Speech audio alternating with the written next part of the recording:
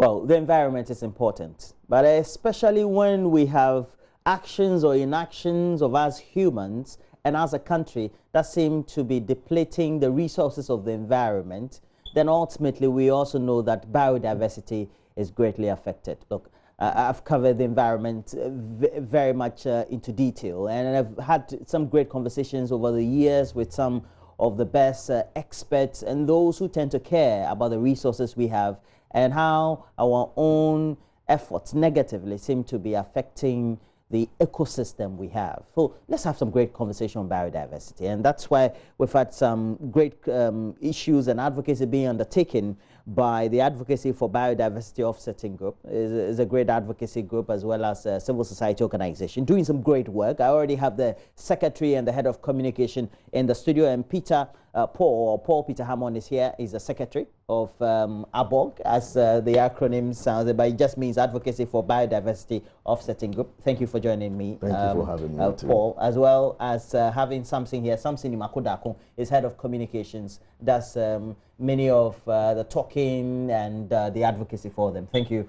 And thank you for speaking to us on the subject. Thank you very much. But you have been in this advocacy for a very long time. And if you look at where we are, what the effort is as a country by way of policy direction, etc., how does it sync with what the advocacy or ABOG is doing currently? All right, thank you very much. And good morning to you and our viewers as well. Yes, what has it been over the period? It's been progressive, I would say, though we've had challenges. Because, of course, as a country, we need to expand economic activities. We are developing, so of course we have to clear land and all of that. But that is how come we have ABOG as an intervention. The Advocacy for Biodiversity Offsetting Group is an institution jointly established by the John A. Kufuor Foundation, the former President's Foundation, and NICOB Enterprise Consortium. And this project or this initiative has been supported over the period by BUSAC, DANIDA, the USAID, and EU. Of course, with the EPA being the anchor regulatory institution in this process. Over the period, the EPA, of course, this act, the Act LI, the 1999 Act, empowers the EPA to regulate the environment. But over the period, they have regulations that take into account, the EIA process, environmental impact assessment, before any undertaking has to be carried out. But one element has not been critically, examined. That is our biodiversity resources and ecosystem services. And with the kind support of the John A. Kufuor Foundation, BUSAC, USAID, and of course DANIDA, we got resources, some funding to develop a biodiversity offset business scheme. And what is this biodiversity offset business scheme? It's a market-based tool that seeks to involve the private sector in the management of our biodiversity resources. So we're talking about how we sustainably utilize those resources, how we manage them, and how we account for them in terms of the loss and gains. So through their support, guidelines were developed in 2015, 2016, and somewhere in 2018, we got additional support from, of course, the John A. Kufuor Foundation, BUSAC, EU, DANIDA, and the USAID to scale up. And we had the project dubbed Increased Advocacy for Biodiversity Offsetting in Ghana, where we have combed through communities across the country, the regions, engaging the district assemblies, engaging to additional authorities and the likes to make them understand that the biodiversity we talk about is not far from us. Biodiversity is life. Yeah. You are part of biodiversity and part of biodiversity. What we eat, where we sleep, all these are resources that nature provides us. And as a matter of fact, how we have developed over the period, we've not paid critical attention to how we can sustainably utilize our biodiversity resources. So offsetting simply means that when you go to the EPA to undertake your permitting processes, the EIA process is done and all of that, now there will be a whole guideline which is in place, which is currently being pilot tested, to do a critical assessment of the biodiversity on the land, which takes into account, first of all, the area of impact. Then we also look at the ecosystem services being provided. And when we talk about the ecosystem services, we're looking at the provision services, what we can feed from, supporting services, regulatory services, in terms of like climate stabilization, soil fertility and all of that, and of course cultural services, where of course you have communities tied to these resources as well. But Samson, ultimately it would mean that why these interventions would be needed would be because we may have perpetrated some acts on our environment, which is leading to the loss in biodiversity. Which will be some of them?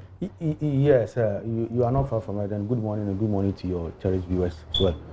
You are not far from right, but the most important thing is Ghana is a signatory to most of these international conventions, most especially the UN Decade on Biodiversity, which seeks to bring the private sector and then governmental organizations and bodies, stakeholders on board to ensure that we have a sustainable usage of biodiversity within 10 years. That's stemming from 2011 to 2020.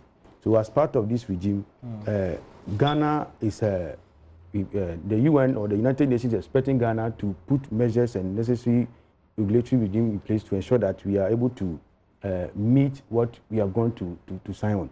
Then again, when you come back home, you look at what is happening to the environment. We can take a case like Etiwa, for instance. It's a big natural resource area. Our government of Ghana want to lease that for, let's say, $2 billion.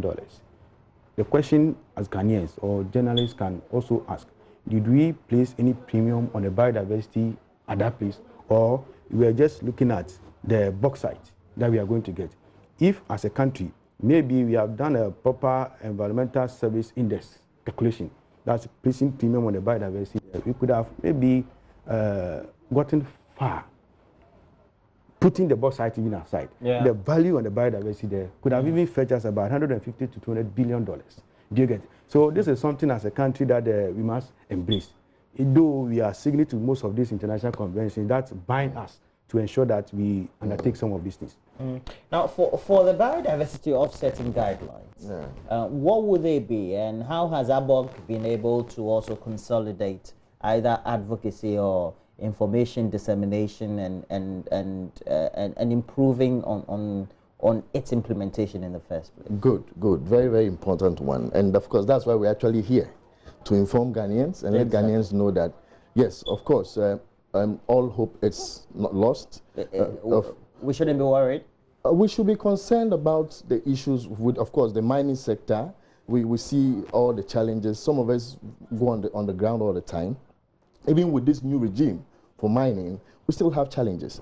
But you see, if we begin to pay attention to the critical details of a biodiversity value, then before someone is even allowed to go and mine, that assessment is done. And the process of that assessment is a whole job creation. It's a whole opportunity for job. You know, the whole process of creating new biobanks where you in your hometown, probably have some 15, 20 acres, can put that facility on the marketplace after, of course, it's been certified by the EPA. It brings you additional income. So these are some of the things we want Ghanaians to begin to appreciate. That yes, for those who feel marginalized, you know, by some of these interventions by government, which seeks to provide development, it's an opportunity for them to also, you know, contribute to the process and make sure that we play a role in the conservation of our biodiversity. But what will be the next phase of interventions and the objectives for ABOG going forward? And I'll put it to the two of you, but he will answer first. Well, we are still on course on the sensitization.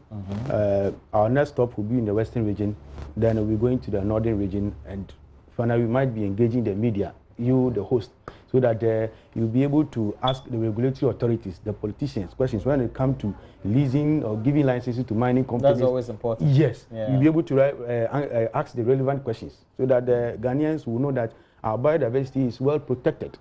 Okay. Yes, of course, moving forward as well, with the support of the John Ekufuor Foundation, BUSAC, the USAID, and of course the EU, we're hoping to wrap up this second phase, and hopefully by God's grace, by 2020, when the rest of the world is presenting, you know, some efforts, Ghana can also present, you know, a good case for what is done, and we now pilot the scheme for the next 2 years, get more inputs to see how we can make it a Ghanaian initiative owned by all Ghanaians. And talking about how we need to make it a Ghanaian initiative, we're also there to partner you in this regard. Great. And we're happy that you've been able to pass through the studio. It's been an interesting conversation, Beautiful very relevant for advocacy for improving biodiversity and the state of our environment. But I've been speaking from Advocacy for Biodiversity Offsetting Group, the Secretary, Paul Peter Hammond, as well as the Head of Communications for the outfit, Samson Nimakon Dako.